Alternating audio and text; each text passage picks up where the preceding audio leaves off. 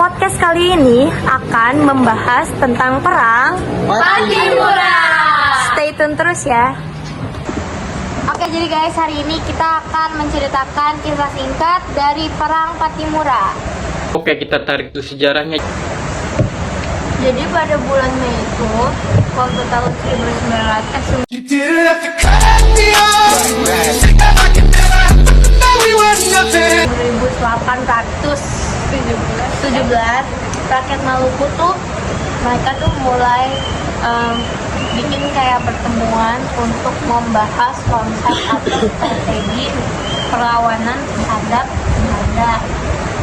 Nah, terus pas pertemuan 14 Mei 1817 ini, rakyat Maluku tuh mengangkat si sosok Thomas ini atau biasa kita sebut Pattimura.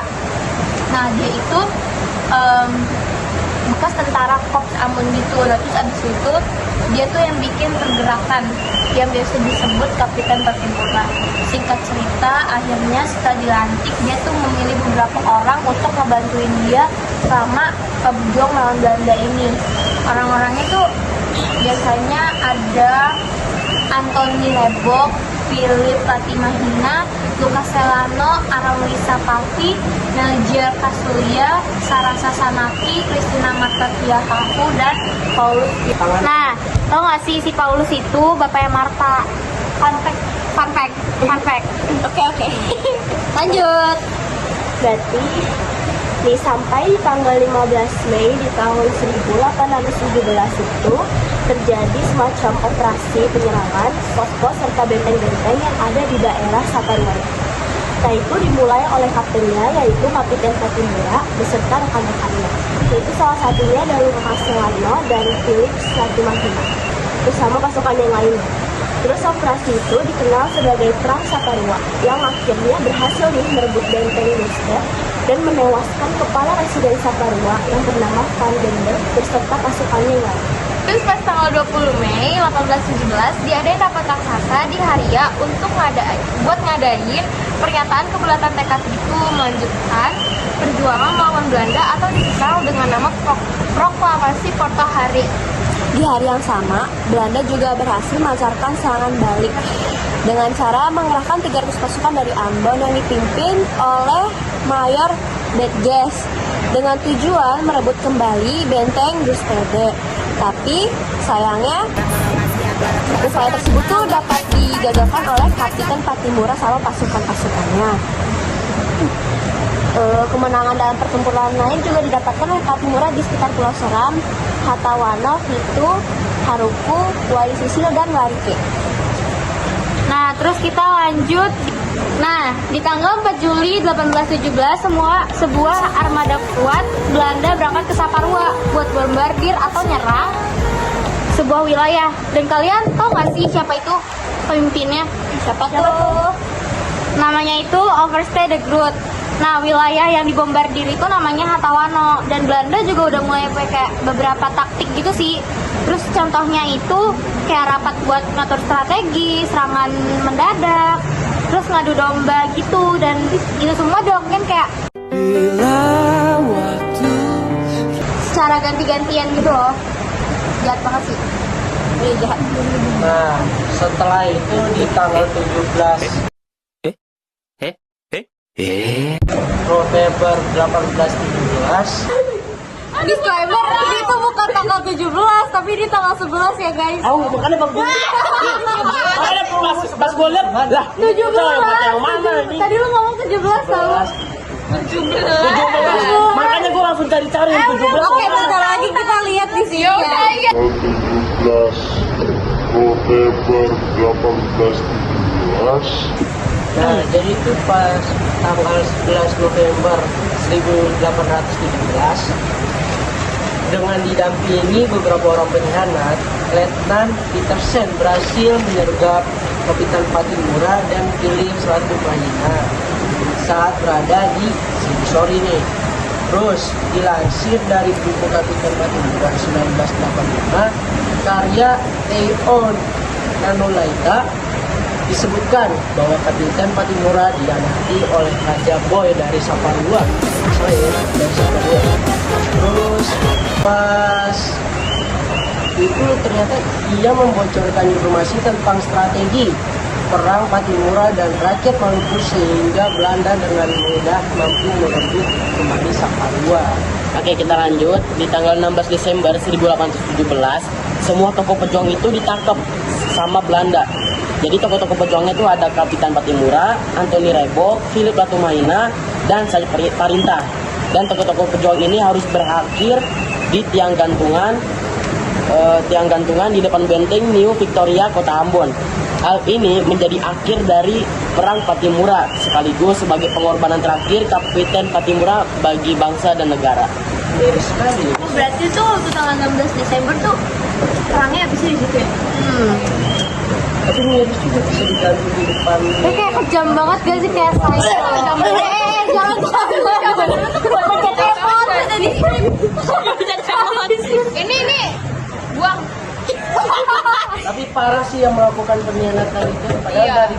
dari sesama ini loh, warga Ambon, Bad warga banget, Maluku bad. yang sama. Oh ya, hati orang Ambon, hati orang Ambon. Berasa. Ya, maksudnya Yap. gitu. Dan Yap. Dan Udah. ya begitulah.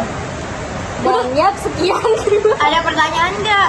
Ada Ya, itu harus diganggus. Dari tadi sih gue denger, jadi kayak udah. Angus. Ya udah. Ya udah. Tapi ada orang tambahan tau. Siapa? Di dalam sebenarnya yang mati tuh bukan cuma, kalau di sini kan yang mati kan cuma 2 orang ya? 3 orang ya? Iya. Si Anthony, Philip, sama si Said kan. Padahal tuh aslinya si Meljo juga mati kan. Iya. Dia digantung juga tapi tanggalnya beda. Ini nggak benar, kocak. Tapi di satu tempat yang sama gitu. Beda. Beda. Kalau tadi kan Sika tadi ceritanya waktu tanggal berapa? Tanggal 20. 20. Nah, si itu matinya juga tanggal 20. Karena jadi jadi kayak di sungai apa Mas Waisisi. Oh, Waisisi. berarti dia mati awal ya? Sebelum Pattimura. Iya. Nah, tapi masa dia kayak matinya itu sendirian gitu. Enggak, dia matinya ini. Mati guys. Matinya Sama siapa? Sama Pattimura. Ini. Oh, dan sama Pace. Bagian parah banget. Belum hidup itu gak. Bisa kita lanjut apa? Gak ada yang hidup jam segitu ya. Mak gue juga belum lahir. Tahan. Masih inspirasi. Hai. Nah, ini pertanyaan penutup. Dari tadi kan kita sebenarnya udah nyebutin gitu kan ada tokoh namanya tuh Martha sama Paulus yang dimana mereka itu statusnya sebagai ayah dan anak. Tapi kabarnya tuh nggak ada dalam cerita, misalnya kayak ending mereka tuh kayak gimana? Ada yang tahu? Maaf, tangan kiri. Coba cek. Ada apa namanya? Perperangan yang sengit banget di negeri Ulat. Posisinya tuh di sebelah tenggara pulau Saparua. Dia sama beberapa pasukan tuh udah dikalahin sama Belanda. Dan pokoknya ayahnya itu ditangkep dan sama Belanda divonis hukuman mati gitu. Nah, Martha sebagai anak nih, dia tuh udah nggak punya ibu ya, istilahnya ibunya meninggal sejak dia masih bayi setahu aku. Dan dia tuh jadi kayak ngebela ayahnya gitu loh, mau ngelepasin ayahnya dari hukuman mati ini. Cuman sayangnya gagal. Dan akhirnya dia juga ditangkap, dibawa sama Belanda, nolak makan, sakit, jadinya meninggal. Jadi lebih ke kayak Martha tuh saking ngebela bapaknya tuh kayak akhirnya ditangkap terus bunuh diri gitu secara perlahan. Iya. Berarti dia nggak digantung ya? Dia nggak digantung kayak bapaknya. Nah, dia tuh mati karena kelaparan. Nolak makan dari Nolak Belanda makan terus yang dari minta Belanda. mau. Iya, saking kasihan. Dia tuh umurnya 17 tahun. Siapa? Ih, gila. Martha. Oh iya. Pas keren banget. Iya sumpah. So iya sumpah. Tapi ya Martha keren anjir bisa bela bapaknya. Maksudnya kayak Benar. kayak di zaman sekarang Anak 17 tahun. Tapi wajar sih. Kalau Biasanya zaman kan dulu sih emang kayak gitu. biasanya kan anak Iya perempuan sih. lebih dekat sama bapaknya kan. iya. Enggak juga Iya, sih, tapi iya, kebanyakan gitu. biasanya wajar. Karena juga ibunya kan udah meninggal. Ya kan Iya sih. bapak satu-satunya cowok, keluarga satu-satunya. bapaknya dua. Poligami bapak. Dua bapak dalam Kakaknya satu berapa? keluarga. Kocak. Aduh, gue mati. Tapi Marta mati nggak? Marta nggak? Ya, ulang.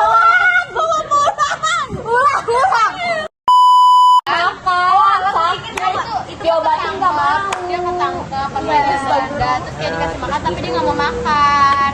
Gua makan aja. Aduh diem nih. Aduh gua gede. Tapi menurut gue ya kalau Kenapa dia misalkan nggak mau makan, Nak? ya karena dia nolak tau gak sih Pak. Gini disclaimer, mungkin aja Marta itu picky eater. Namanya bisa beda itu, dikira dia kasihnya sayur doang. Itu artinya kesetiaan terhadap negara, Pak. Iya. Tepuk tangan untuk Marta.